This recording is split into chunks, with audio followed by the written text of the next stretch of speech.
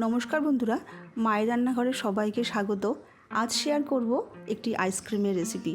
এই গরমে আইসক্রিম খেতে কে না ভালোবাসে বলুন তো? ছোট বড় সকলেই কিন্তু ভীষণই পছন্দ করে। আজ কোনো রকম ঝামেলা ছাড়াই আজকে আমি আইসক্রিম রেসিপি আপনাদের সঙ্গে শেয়ার করব। কড়াইতে দিয়ে দিচ্ছি 1 লিটার ফুল ক্রিম দুধ। গ্যাসটাকে হাইতে রেখে এবার দুধটাকে আমি একটুখানি জাল করে নেব।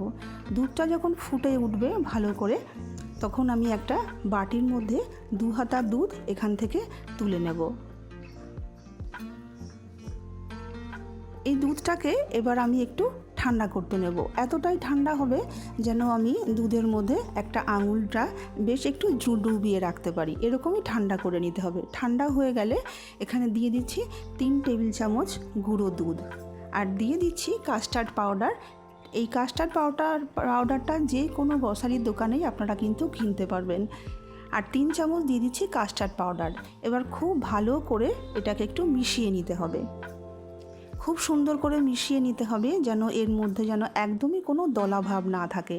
দেখুন খুব সুন্দর মসৃণ করে কিন্তু মিশিয়ে নিয়েছি। এটাকে সাইডে রেখে দিচ্ছি। এবার দুধটা কিন্তু আমার বেশ অনেকক্ষণ ফুটে দুধটা কিন্তু অর্ধেক হয়ে গেছে। এবার এর মধ্যে আমি দিয়ে দিচ্ছি 4 টেবিল চামচ চিনি। মিষ্টিটা আপনাদের স্বাদ অনুযায়ী কম বেশি করে নিতে পারবেন। মিষ্টিটাকে দিয়েও ভালো করে মিশিয়ে নিয়ে আমি কাস্টার্ড আর যে গুঁড়ো দুধের মিশ্রণটা তৈরি করে রেখেছিলাম সেটাকে এখানে দিয়ে দিচ্ছি। এবার কিন্তু গ্যাসটাকে একদম লোতে করে কন্টিনিউ কিন্তু নাড়তে হবে। নাড়া কিন্তু বন্ধ করলে চলবে না, তাহলে কিন্তু নিচে আটকে যাবে, নিচটাই কিন্তু লেগে যাবে, তখন কিন্তু একটা পোড়া গন্ধ ছাড়বে, আইসক্রিমের টেস্টটাই কিন্তু একদম খারাপ হয়ে যাবে। সমানে 5 থেকে 10 মিনিট নাড়াচাড়া করতে করতে দেখবেন ঘনত্বটা ঠিক অনেকটাই হয়ে যাবে, এরকম ঠিক গাঢ় হয়ে আসবে। যখন টেক্সচারটা ঠিক এরকম হয়ে আসবে তখন আমি গ্যাসটাকে বন্ধ করে দেবো। এটাকে নামিয়ে সমানে নাড়াচাড়া করে নিয়ে ঠান্ডা করে নেব। ঠান্ডা হয়ে গেলে কিছু ড্রাই ফ্রুটস দিয়ে দিচ্ছি কাজু, কিশমিশ, আমন্ড বাদাম আর সামান্য একটু পেস্তা। ড্রাই ফ্রুটসটা আপনাদের পছন্দ মতন যে কোনো ড্রাই ফ্রুটস এখানে অ্যাড করে দিতে পারবেন।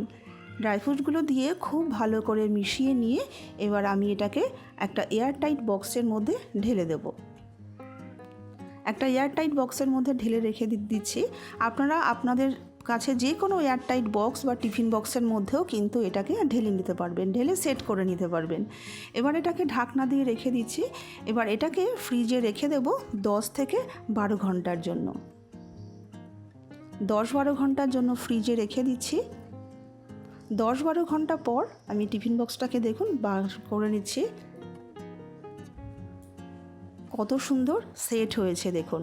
আপনাদের যদি মনে হয় যে এই সময় আইসক্রিমটা সেট হয়নি, আরও 2 থেকে 3 ঘন্টার জন্য আবারও ফ্রিজে রেখে দেবেন, তাহলে কিন্তু সুন্দর সেট হয়ে যাবে।